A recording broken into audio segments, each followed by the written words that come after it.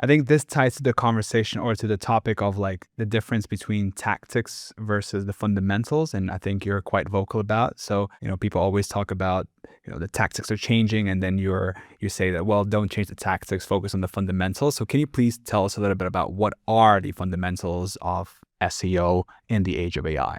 Yeah, it's the same fundamentals as it's always been. I mean, basically a good user experience is good crawlable, good content. I mean, I've had this conversation recently where somebody was saying, oh, we need to do things very differently now. I'm like, okay, what are the differences that you need to do? Oh, we need to do this and this and this. And I was like, that's the same fundamentals as SEO. It's basically a crawlable website that's well structured with good H1s, good H2s, title tags, description tags.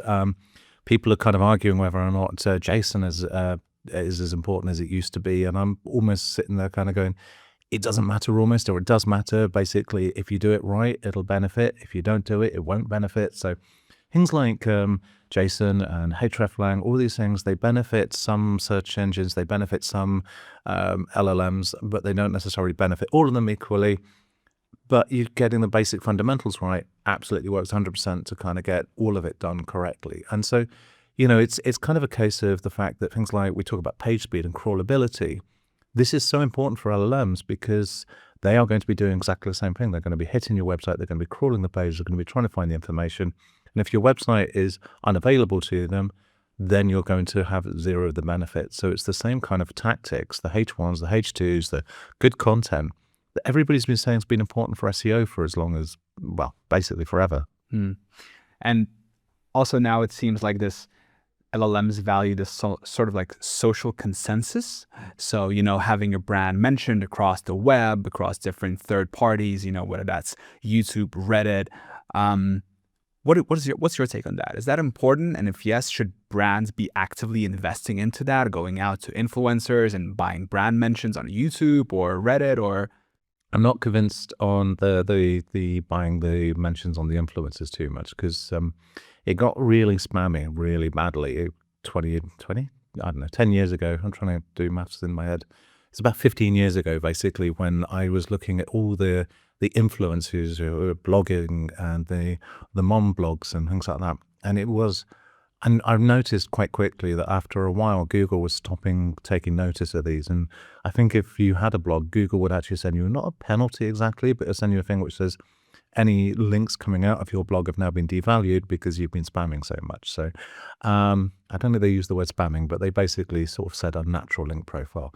And I think this is something which is really, really important to kind of know. If anything that we're doing that historically was spammy, in the new age, it will still be spammy. It's not going to change in that way. But at the same time, I do think it's equally important to kind of do things like getting awards and talking about this sort of thing. So another good example there is basically one of my clients who they got loads of awards, and they just hadn't put them on their website. They hadn't really marketed them. And I was like, well, on your awards page, you've kind of just got pictures of some awards. You had an award-winning team. Just talk about why and who and what it is.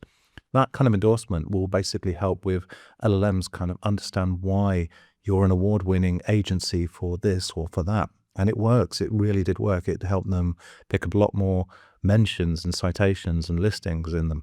But equally, when we're kind of talking about this listicle side of it, if you've got if you're listed and talked about on a website that's well trusted for a particular topic, like I'm trying to think of a topic right now, sort of, I don't know, if it's like let's say a TV website, and you're being talked about as being one of the best companies for TVs, that is really, really good, and it does work better than just basically a random mum and pop blog thing, which basically says, these are the top 10 TVs, and, it's just bad. So relevance and trust is going to be as important today as it ever was.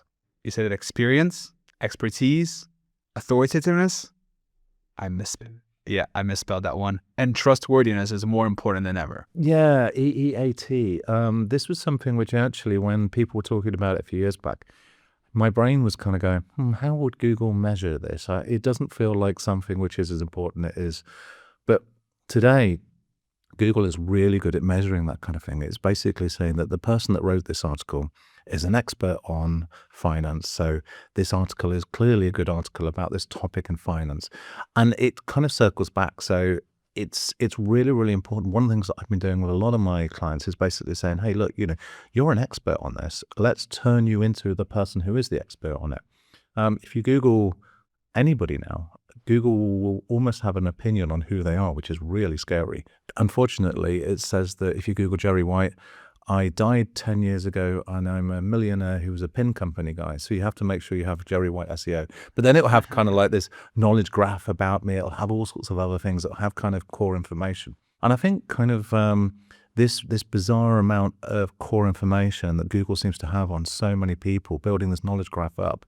There's a fantastic articles about this kind of thing by somebody called Cindy Crum, who's insanely intelligent about all this. And she's basically talking about the fact that entities and how Google kind of puts things together is, we're no longer talking about pages. We're no longer talking about, websites made up of pages. We're talking about entities and content and themes and things like that. So it's really, really important that this is kind of understood as we produce this kind of content. So if we're talking about finance, then having an expert in finance to write about it is much more important than if we've got kind of a random guy off the street.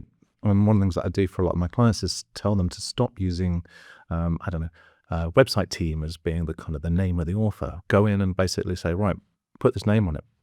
They're always worried that this person will leave, and it'll be like, well, if this person leaves, it doesn't really matter. People aren't going to be too stressed about it. They're not going to go, oh my God, this person's left now. The authority has now gone from the business. But they're going to, it will stay there. It will kind of retain with that kind of content. I think this is really, really important. And I do think that basically understanding how a brand gets associated with expertise and authority, that's something which is really, really, really important to kind of push.